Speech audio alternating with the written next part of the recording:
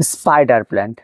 Spider plant কিন্তু অত্যন্ত সুন্দর একটি গাছ, যেটা হ্যাঙ্গিং এ ব্যবহার করা যায় এবং টবের মধ্যে লাগানো যায়। তো এই হ্যাঙ্গিং প্ল্যান্টে যেগুলি সমস্ত স্পাইডার গুলি করা হয় সেগুলি অরিজিনাল স্পাইডার, সেগুলি থেকে স্পাইডারের মতো রানার বের হয়, সেগুলি দেখতে অনেকটা ভালো হয়। এই সমস্ত গাছগুলি কিন্তু অনেক সুন্দর। তবে এই স্পাইডার কিন্তু এই যে যখন ঘন বৃষ্টি হয়, এই বৃষ্টিতে কিন্তু স্পাইডারের গ্রোথটা একটু কম হয়।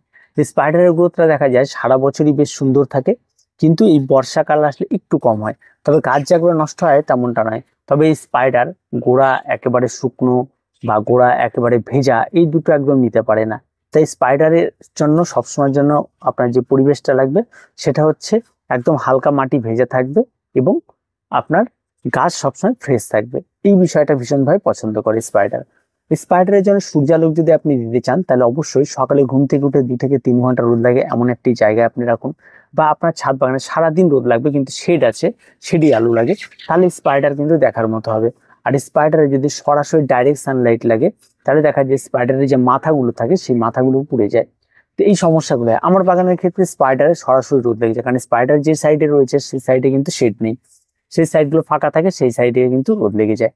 ফলে কিন্তু স্পাইডারের সেক্ষেত্রে দেখা যায় যে পাতার মাথা পুড়ে যাওয়া এই সমস্যাটি কিন্তু থেকে যায়। তার সঙ্গে সঙ্গে পাতা মাথা পুড়ে যাওয়ার থেকে আপনি যদি মুক্তি পেতে চান, তাহলে সেখানে অ্যান্টিফাঙ্গাল ব্লাইটক্স স্প্রে করতে পারেন, খুব ভালো কাজ করতে পারে। আর তার সঙ্গে সঙ্গে মাঝে মাঝে পুরোনো পাতাগুলিকে একটু ছেটে দিতে হবে, নতুন নতুন পাতা বের হচ্ছে কিনা সেই বিষয়টাকে একটু খেয়াল রাখতে হবে। এই সময় সে স্পাইডার অবশ্যই ফার্টিলাইজারের প্রয়োজন হয়। এই অন্যান্য ইনডোর প্ল্যান্টের মধ্যে স্পাইডার ওই রকম প্ল্যান্ট নয় যে খাবারটা খাবে না, এরকম নয়। স্পাইডারের এই সময় খাবারের প্রয়োজন হয়, কারণ হ্যাঙ্গিং এ থাক যেখানে থাক, পুরো টপটি জুড়েই থাক কিন্তু ওর নিচে অনেক ফাঁকা থাকে। তাই সেই সমস্ত জায়গায় আপনার ড্রাই খাবার অবশ্যই ব্যবহার করতে পারেন। আর এখানে ড্রাই খাবারের মধ্যে আপনার ভার্মি কম্পোস্ট নেবেন, তার সঙ্গে একটু হাড় গুঁড়ো, একটু নিম খোল দিয়ে একটা ড্রাই খাবার তৈরি করে নেবেন। সেই খাবারটি আপনার গাছে ব্যবহার করবেন, দেখবেন অনেক ভালো। এবং এই সমস্ত খাবারগুলি গাছ খেয়ে অনেক শান্তি পাবে এবং গাছ অনেকটা ফাস্ট গ্রোথ করবে। আর এই খাবারটি বর্ষাকাল আসলে কিন্তু মাসে একবার করে আপনাকে ব্যবহার করতে হবে।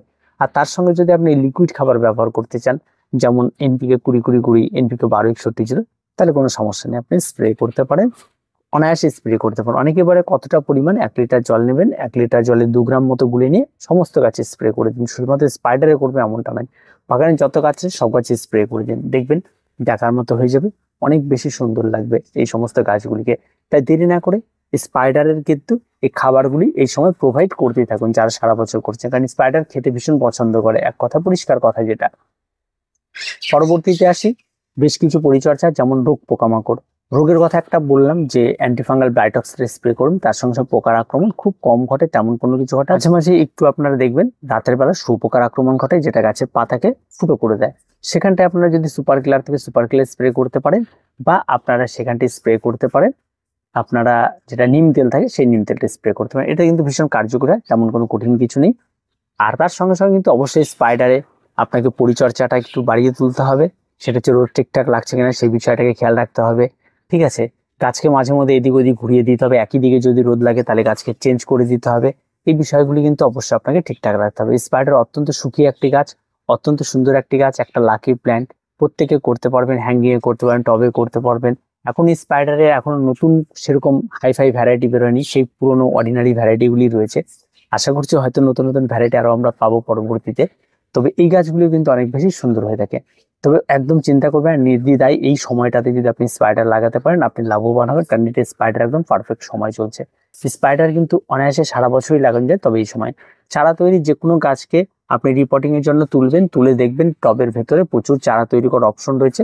সাইড থেকে একদম ডিভাইড পদ্ধতিতে তাদেরকে আলাদা করে নিয়ে আপনি চারা তৈরি করে নিতে পারেন। যে কোনো টবের মধ্যে লাগিয়ে দেবেন, অনায়াসে চারা তৈরি হয়ে যাবে এবং খুব সহজভাবে চারা তৈরি হয়। মানে খুবই সহজ পদ্ধতি, এটা আপনারা প্রত্যেকে করতে পারেন। আর তেমন কোনো কিছু লাগে না। এবং এই স্পাইডারের তেমন কোনো পরিচর্যাও নেই, বেশি পরিচর্যা করলেই সমস্যা।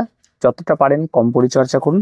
গাছগুলিতে একটু পুরোনো পাতা হয়েছে সেই পাতাগুলিকে একটু ছেটে দিন, পাতাগুলির মাথাগুলি পুড়ে গেছে একটু কেটে দিন। এই সমস্ত ছোট ছোট কাজগুলি করলেন, এই ছোট ছোট আবদারগুলি এই গাছগুলির থাকে, আর তেমন কোনো কিছু থাকে না। এতেই কিন্তু সুন্দরভাবে বেড়ে ওঠে এই স্পাইডার।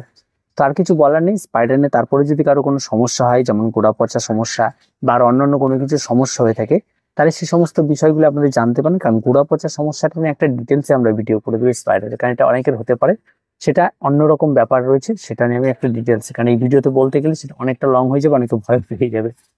তো ঠিক আছে, যদি এরকম কোনো সমস্যা হয় কমেন্টে জানাবেন। আশা করি সমস্যাটা অনেকেরই কম হবে, তেমন কোনো কিছু হয় না এটা। আর যদি হয় তাহলে জানাবেন। তো দেখা হচ্ছে পরবর্তী ভিডিওতে। প্রত্যেকে ভালো থাকবেন, প্রত্যেকে সুস্থ থাকবেন, চ্যানেলটিকে অবশ্যই সাবস্ক্রাইব করে রাখবেন।